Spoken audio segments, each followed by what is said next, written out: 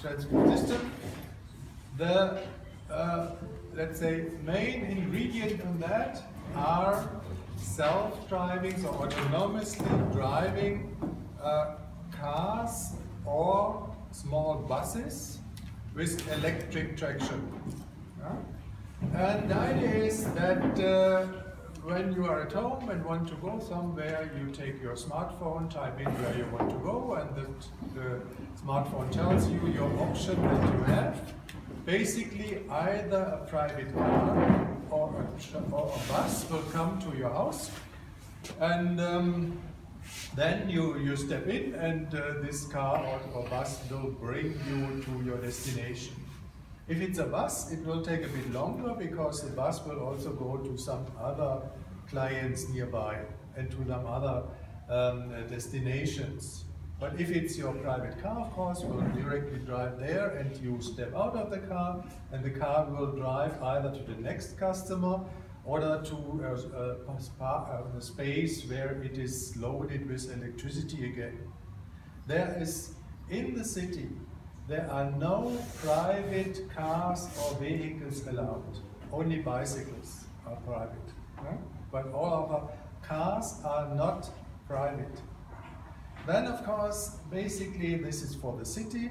If you now want to go, and what I forgot is it might be, or I think we have to keep the rail-bound system that is already there, so some metro or so, because otherwise we might still get traffic jams with our only private cars. However, to avoid traffic jams, among other things, the price is depending on the time and the destination.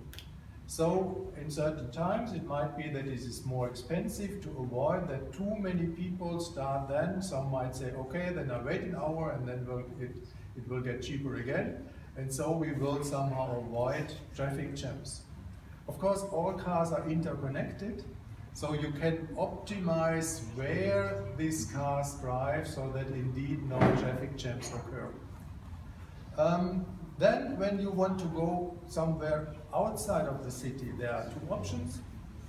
One option is your private car brings you to the main station, and there you step into a train, which brings you to the next city where you step out, and there already another car is waiting for you to show you around. The other option, especially if you do not visit a city, but want to go to the Black Forest or something, then you go to a big space, again at the border of the city, where you change your city car into a car which has a bit also longer capacity, so which you can drive around as long as you want, and only when you come back then to the city, you will change the car to a city car again. There will also be maybe different kinds of cars, so if you want to have a bit more luxury car, you may also, of course, have to pay more, but then you would get maybe a car with some which is a bit better, has a bit more luxus in it.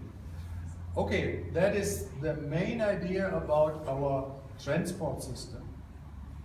Now, basically, what is not so prominent there is really the public transport. Or what I forgot is that, of course, also cycling is allowed. However, you have your private bicycle and you can drive around. Now, to somehow plan or somehow rule the system, you have two parts of areas. You have mixed zones, where you have as well your autonomously driving cars, as the bicycles, as some pedestrians, and you have to be a bit careful about this, and so the cars are not allowed to run too fast. And secondly, you have then separated traffic for the through traffic. So you have bicycle lines, but you would also have lines for your autonomously driving cars, but these are separated. And so, of course, it means that the speed in these separated areas can also be much higher, and it can be much more optimized. So, 2 more minutes, Rainer.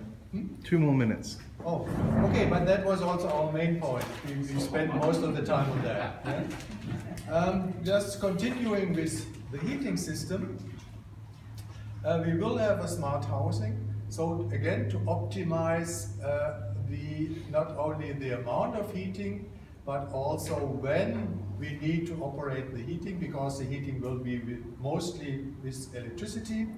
And the electricity, of course, is not always there if sun is not shining or so on. And so there will be some demand side management in all the houses. Also when you operate your washing machine. The main techniques for this will be, let's say, heat pumps, or you can also say air conditioner converter, which have the big advantage that you can not only heat with the device, but you also can cool with this device if it's really hot. But of course, this means you have to have there will be also a much better insulation of the houses than we have now, which however means you need some mechanical ventilation system also with the old houses, because you have to have a large air exchange rate, because this will help you with your health issues to make the indoor air pollution not too high. And of course, this device also has a heat recovery, so you save again on air pollution and also on greenhouse gas emissions. With the other things, social things, especially there was mentioned that we need enough spaces, indoor, outdoor, wherever, where people can meet, just to encourage the people that they don't only look into your mobile phones and somehow communicate via WhatsApp and what are these other things, okay? But also really have at least the opportunity to meet in person somewhere. Especially as more and more of the things will go online, so let's say still working, there will be a number of people that work at home, or let's say shopping, there will be a lot of people that shop online at home, and so you will have less and less opportunities to meet with other people, and you have something, how to do something to give some opportunities nevertheless to meet. This might also be not only with the spaces that you might provide, but also by promoting more cultural events where people come together and have a common let's say experience with this cultural event, a concert or something. With economic and employment, more and more hard work will be made by robots. This will not necessarily mean, maybe not mean that employment will be reduced, so you have more unemployed, but it might mean that those that have now unskilled work, this okay. This 30 seconds. This is the circle 30 seconds. Okay. This for the unskilled, we need to find something else. So, for instance, promoting social activities or doing some care for the elderly or so. And to pay this, of course, you have to increase taxes, and this taxes could then not be a taxes on the income, but a taxes on robots. So if a robot produces something, 10% of the production value will go to as tax to the government.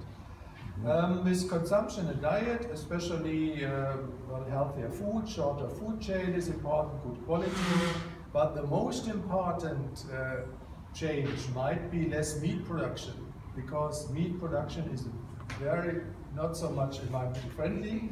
And then of course the question is, will this then be somehow compensated by producing more of this artificial food or not, or what will happen, that we don't know. And also the opinion here was that it is not so bad to try to use gene manipulated food if it's done properly, because then you would need much less, for instance, pesticides for the production of this. Okay. And last but not least, that's the last sentence, the more efficient use of energy will be supported by the point that all consumer products will be smart products that will be interlinked via the internet and so will be somehow optimizing the use of these consumer products. Okay, that's it. Great, thank you. Anyone else from your group got anything to say? No? Exhausted. Exhausted, okay, great. So that's Team B.